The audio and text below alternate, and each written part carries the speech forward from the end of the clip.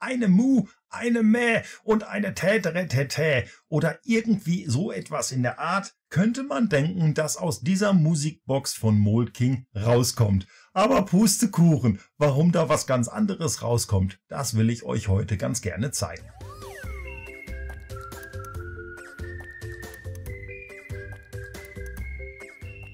Herzlich willkommen in der Klemmbaustein-Welt und schön, dass du eingeschaltet hast. Wer an Weihnachten denkt, dem fallen viele Lieder ein, die aus solch einer Musikbox kommen könnten. Denn aus dieser Musikbox kommt eigentlich nichts außer technisches Geklapper. Es ist also eine Sache, die man sich hinstellen kann. Man kann hier auch am Rad drehen, das werden wir natürlich nachher auch noch gemeinsam machen. Aber Musik kommt hier keinesfalls raus. So viel kann ich schon mal vorne wegnehmen.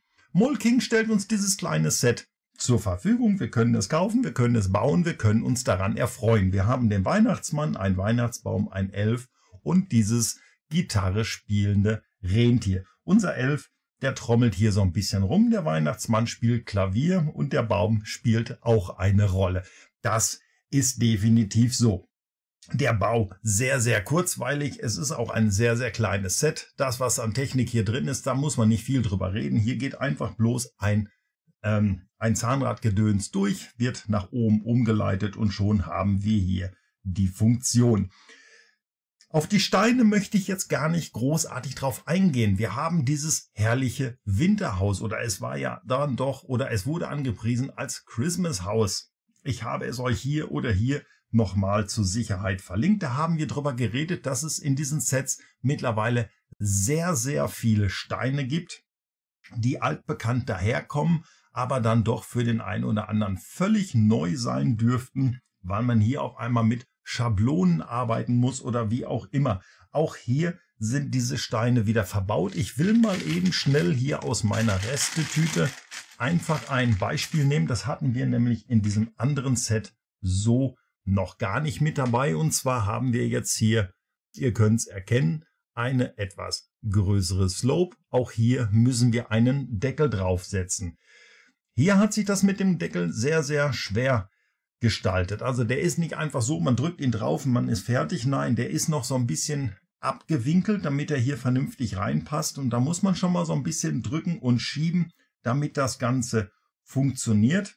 Und was sich hier auch geändert hat, wir können ja mal, es gibt hier passend zu der Musikbox eine Bauanleitung, die fast so groß ist, wenn ihr das hier richtig seht. Ich suche das mal schnell raus und dann kann ich euch auch das nochmal zeigen. Was ich euch auch zeigen kann, das sind diese herrlichen Aufkleber, die man natürlich nicht aufbringt. Hier wären wir, glaube ich, alle dankbar, wenn wir gerade so große Dinge dann als Drucke bekommen könnten. Dann hätte dieses Set nicht nur, ich meine, es hat irgendwas um die $18, dann könnten wir das Ganze für $20 mit Drucken vermutlich bekommen. So, ich nehme mal meine kleine Kamera hier zur Hilfe. Dann kann ich euch nämlich zeigen, hier hat sich nochmal wieder was geändert. Ich bin jetzt gar nicht ganz sicher. Ich glaube, in dem Christmas Cottage hat es das auch schon gegeben.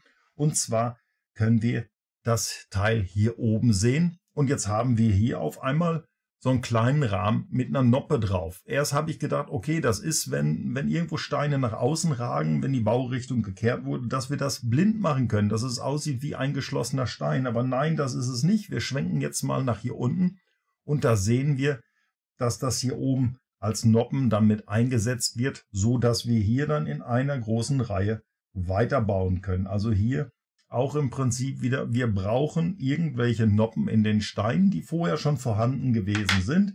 Mole-King hat es mittlerweile abgeändert, damit man sagen kann, nö Lego, das ist nicht euer Stein, das hier ist unser Stein. So, ich drehe jetzt diese ganze Musikanlage mal einmal kurz um. Wenn wir die Kamera schon haben, können wir es uns im Kleinen angucken.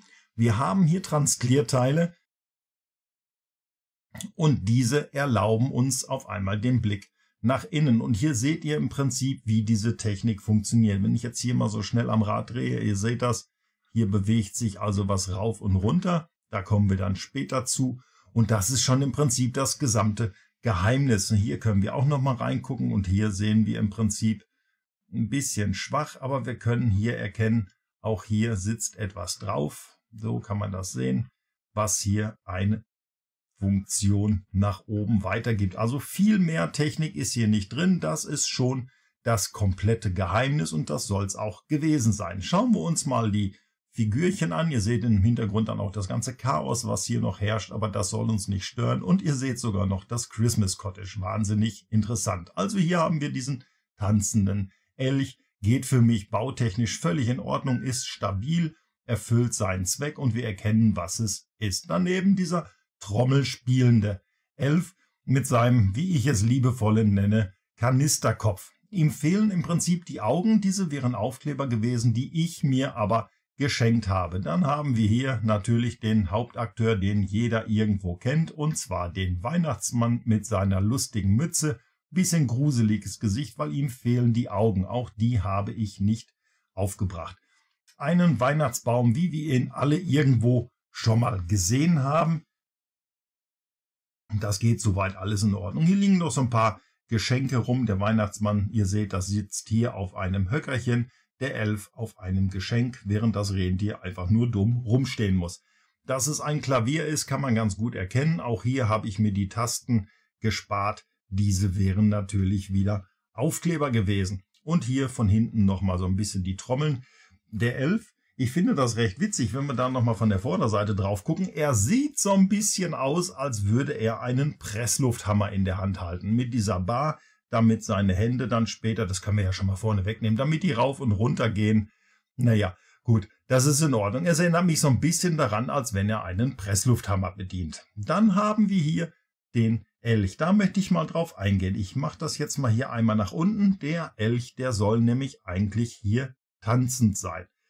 Was Molking aber vergessen hat, ist, dass wenn ich Pins nehme, die Friktion haben, dann sind die steif, dann bewegt sich das kaum. Und so ist es dann auch hier. Ihr seht das, ich drücke ihn jetzt hoch, er würde anfangen zu tanzen. Ich drehe weiter, dieses kleine Geschenk oder der kleine Boden, auf dem er steht, geht nach unten, aber der Elch kippt einfach nicht hinterher, weil man hier einfach nur die falschen Pins benutzt hat. Das im Prinzip aber auch schon, geh wieder weg, das im Prinzip aber auch schon der größte Kritikpunkt, den ich an diesem Set habe. Einfach nur, dass man es versäumt hat, hier richtige Pins mit reinzulegen, die diesen Elch, ich zeige das jetzt mal hier, die ihn tanzen lassen würden. Also das sieht ganz witzig aus, aber er kann es einfach nicht. Wenn wir jetzt hier dran drehen, dann kommt natürlich Bewegung in das Ganze. Ich mache das schön langsam, dann seht ihr, dass der Weihnachtsmann die Hände rauf und runter bewegt, als würde er auf dem Klavier spielen. Passt soweit von der Bewegung her. Der Weihnachtsbaum dreht sich die ganze Zeit und der Elf, der hämmert hier mit seinem Presslufthammer rauf und runter, was uns natürlich lediglich symbolisieren soll. Er spielt die Trommel. Naja, und der kleine Elch, wenn ich das mit der Hand hier unterstütze, dann funktioniert das, dann tanzt er dazu. Es ist also eine witzige Geschichte. Ich denke mal, Kinder werden daran seinen Spaß haben, wenn man beim Bau daran denkt, dass man ihnen Pins an die Hand gibt, die keine, ganz wichtig, keine Friktion haben. Oder ihr habt vielleicht noch eine, was ist das, 2, 3, eine Viererachse. Die könnt ihr auch einfach hier durchschieben. Das sollte dann funktionieren. Dann sitzt der auch wackelig genug hier drauf, um sich hin und her zu bewegen. Also ich mache das jetzt mal so. Mit meiner Hand im Hintergrund fällt es vielleicht gar nicht so auf, dass diese Funktion gerade, falls ihr es mir nicht glaubt, ich nehme die Hand mal weg. Also ihr seht, da macht er nichts mehr, dass das dann auch funktioniert. Das ist auch schon das Ganze. Wenn jetzt hier noch eine kleine Musik in einer Form von einer Spieluhr hätte stattfinden können, das wäre natürlich eine kleine Sensation gewesen. Es gibt solche Spieluhren, man hätte auch den Platz gehabt, um sie hier mit einzubinden, hat man allerdings versäumt.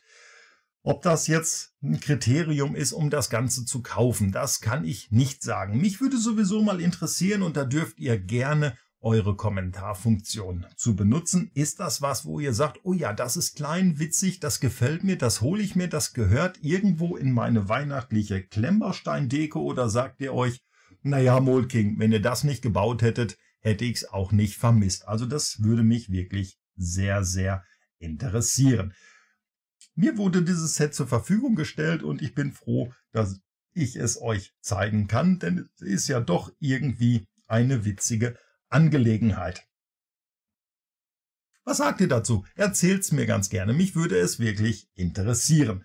Speedbild, habt ihr gesehen, gab's keinen. Habe ich nämlich mal wieder nach Feierabend. Und zwar wirklich schnell zusammengebaut. Ich glaube, dieses ganze Set hat mich keine 2 Stunden beschäftigt. Da war das hier durchgearbeitet. Geht soweit völlig in Ordnung.